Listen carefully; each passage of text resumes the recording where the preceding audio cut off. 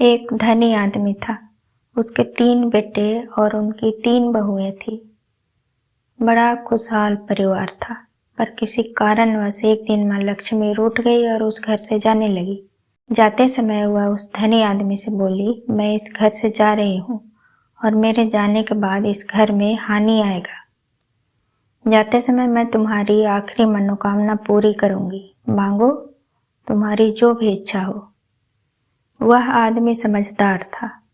उसने माता लक्ष्मी से कहा, माँ, आपके जाने के बाद हानि आए तो आए, पर मेरे परिवार में आपसी प्रेम बना रहे, बस यही वरदान देकर जाइए।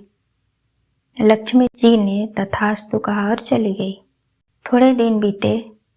फिर एक रोज की बात है, घर में बड़ी बहू सब्जी बना रही थी।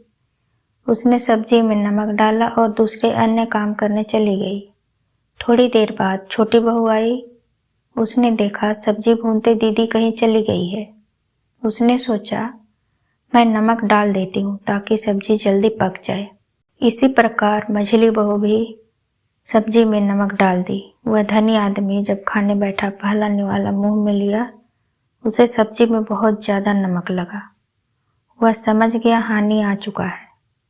उसने चुपचाप खाना खा लिया और चला गया।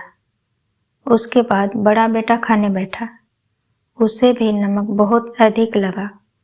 उसने पत्नी से पूछा, क्या पिताजी खाना खा लिए? उन्होंने कुछ कहा? पत्नी बोली, हाँ, खा लिए। पिताजी ने कुछ भी नहीं कहा। बेटे ने सोचा, जब पिताजी ही कुछ नहीं बोले तो मैं भी चुपचाप खाना खा लेता हूँ। इस प्रकार घर के सारे सदस्य एक एक कर आए।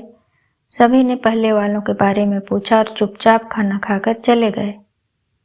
रात को हानि धनी सेठ के सामने हाथ जोड़कर कहने लगा, मैं जा रहा हूँ। सेठ ने पूछा, क्यों? तब हानि बोला, आप लोग इतना नमक खाने के बाद भी झगड़ा नहीं किए। आप सभी आपस में इतने प्रेम से रहते हैं। मेरा यहाँ कोई काम नहीं। जहाँ प्रेम है वहाँ लक्ष्मी का ही वास है।